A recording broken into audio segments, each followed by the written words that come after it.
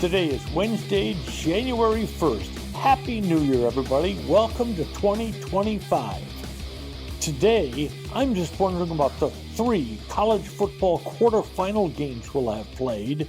And then, in the second half of our episode, an update on the NFL draft standings and a final comment on the college football 12-team playoff field that was selected. For more than 3 decades, Bob's Steak and Chop House has remained an icon of DFW restaurants. Why? Well, maybe it's because of Bob. He's fanatical about cleanliness and friendliness, and his food, oh my Lord, his food. If you've been there, you know about it. If you haven't been there, you should know about it. The original Bob welcomes you at either of his 2 locations, Bob's on Lemon Avenue or the sparkling new Bob's at Craig Ranch, McKinney.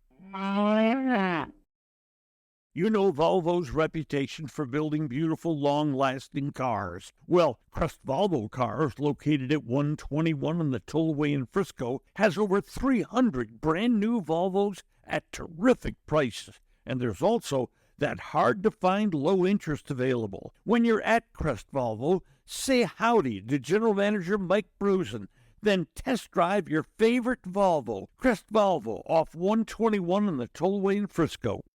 Today, we have 3 quarterfinal games in the college football playoffs, and they are alone on TV, unless the NFL has found some way to squeeze yet another NFL game onto a Wednesday holiday, like they did last week on Christmas. The first out of the blocks will be Texas, favored nearly 2 touchdowns over Arizona State. Arizona State won the Big 12 by beating Iowa State soundly for the conference championship. Texas already has played a playoff game. They defeated Clemson 38-24, but that game got fairly uncomfortable for Texas late when Clemson crawled to within 7 points, but then Texas got a 77-yard touchdown run from Jaden Blue and won the game over Clemson by 14. The Texas season has been a little bit odd. Yes, their 2 losses are very understandable to Georgia, but Clemson, whom they defeated last week, is the best team Texas beat all season. Who is the next best? Well, maybe a 5-loss Texas A&M team. And then the next best would be wins over 6-6 Vandy and 6-6 OU. Powerful Texas in the powerful SEC did not play LSU, Tennessee, Alabama, Ole Miss, South Carolina, or Missouri. Those are the numbers 3, 4, 5, 6, 7, 8 finishers in the SEC. Wow. Make no mistake, Texas is a solid club. Their rushing offense, though, was only the 9th best in the 16-team SEC, and they can be a little inconsistent in games against solid teams. People downgrade Arizona State. They were 3-9 last year.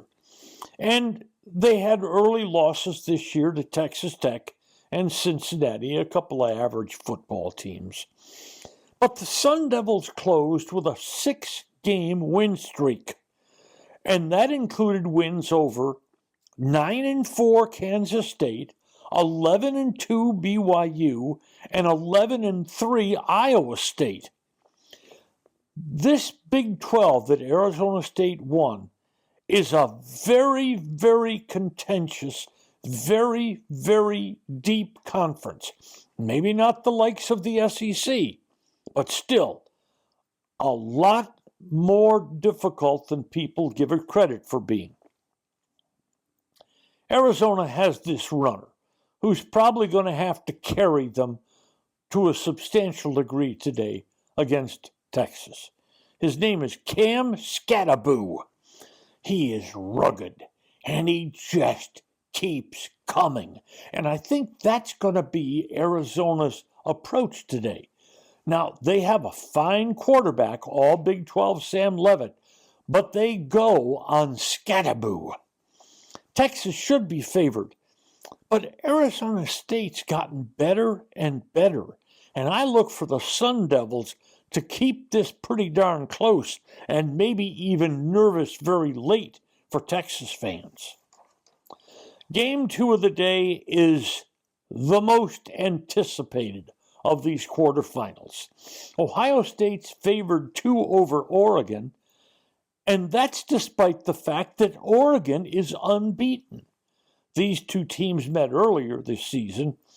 Oregon won 32-31, but a late mistake by Ohio State, literally in the last second, cost them a chance to kick a field goal that could have made them a winner. Oregon is 13-0, and they have by far the best resume of any college football playoff team. They've beaten Ohio State, Penn State, and Boise, all of whom made the quarterfinals in these playoffs. Ohio State's bizarre last game loss to Michigan. How in the world did they lose to Michigan and score only 10 points? At any rate, it was troubling for Ohio State. Ohio State's had problems in big games, and that was yet another loss, and it infuriated Ohio State fans. But did Ohio State potentially erase their big game demons with their opening round thumping of Tennessee? These two rosters are filled with potential NFL players, and lots of stars included in that group. Oregon, in their 3 huge wins, Ohio State, Penn State, and Boise, allowed at least 30 points in all 3 games. The other 10 Oregon opponents, none of them got more than 21 points. If Ohio State's going to get in the 30s again, that's going to be troubling for Oregon. The winner here is perhaps the favorite to win the college football championship. Ohio State still has those big game demons, but here's a chance to put them away forever. Can Oregon post a 4th win this year over a college football quarterfinalist? You assume this is going to be a classic, but we must be very careful about what we assume in sports. I like Ohio State to head to the Cotton Bowl and perhaps a semifinal date with Texas in what would be a classic showdown. The third game, Georgia is a tiny, tiny favorite over Notre Dame. The focus of all the talk about Georgia will be the fact that their starting quarterback, Carson Beck, is injured, underwent surgery.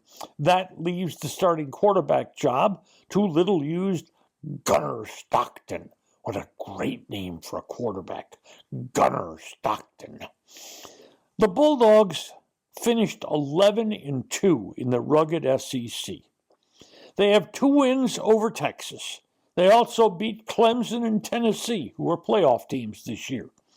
But they lost to Alabama and Ole Miss, 2 teams that just missed the playoffs. Georgia has talent everywhere, and lots of it's headed to the NFL.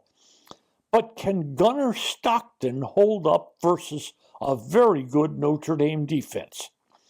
The Irish are 11-1. They should have been undefeated, except they lost as a 3-touchdown favorite to Northern Illinois.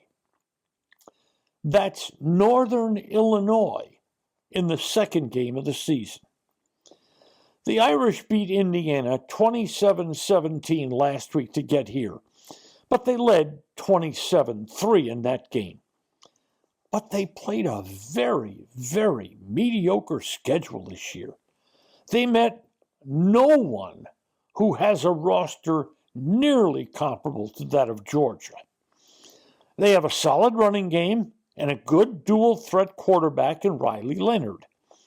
But questions linger about Notre Dame's level of competition given that schedule. What would Notre Dame record have been this regular season had they played the schedule Georgia played?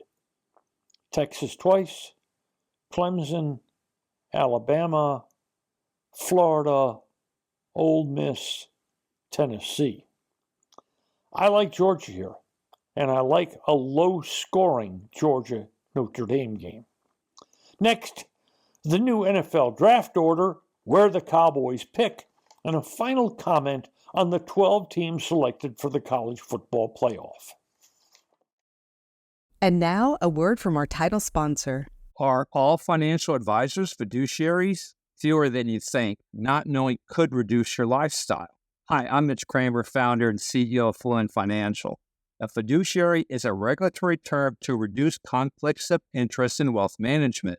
A fiduciary always works in your best interest. A non-fiduciary advisor might put their compensation or company ahead of yours. At Fluent Financial, we are certified financial planners acting as fiduciary advisors. To learn more, go to fluentfinancial.com or Fluent Financial's YouTube channel. Last week in the NFL, the New York Giants, the quarterback-desperate New York Giants, entered the week holding the number one pick in the NFL draft. And then the Giants beat Indiana. And now they've fallen from the number one pick in the draft all the way to number 4. And at number 4, they are not going to get quarterback Shedeur Sanders from Colorado or quarterback Cam Ward from Miami. They'll go off the board in the first 3 picks for certain, because ahead of the Giants are the Patriots, Browns, and Tennessee. Now, the Patriots have their quarterback, last year's draftee Drake May, but Cleveland and Tennessee are desperate for quarterbacks. So, if New York is going to get one of those 2 top quarterbacks, they've got to trade up and trade a lot of assets to do it. But number 1 now, New England, is in a fabulous spot. They don't need a quarterback. So, New England can theoretically trade down to number 2 to the Browns, pick up some assets, and the Browns move to number 2. And then New England could theoretically trade down again to number 3 or 4 to Tennessee or the Giants and pile up more assets. That's if everything remains the same as it was after this final weekend.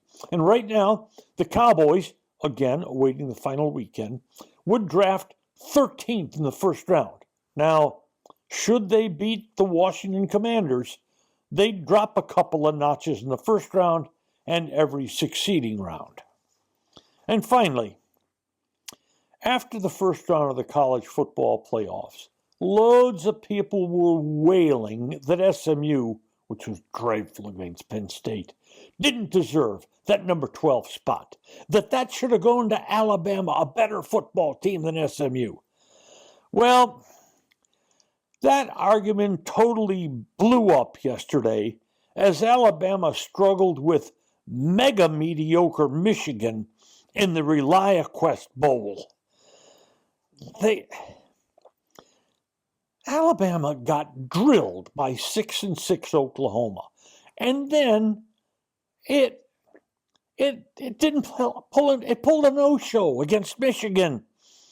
Now, Michigan is 7-5, but 5 of Michigan's best players did not play in the game as they get ready for the NFL draft. And Alabama did not look like it wanted to play at all out of the gate. Quarterback Jalen Milroe turned the ball over 3 times in the first 12 minutes. And, by the way, that is not going to help his draft standing as a potential NFL quarterback. Yes, the Michigan D is still pretty good, but Alabama did very little with it. And as for SMU or Alabama, which one deserved the 12th spot in the college football playoffs? That case is closed and that door has been slammed. Today's episode brought to you by Fluent Financial. Retire sooner, better lifestyle. And by Crest Cars.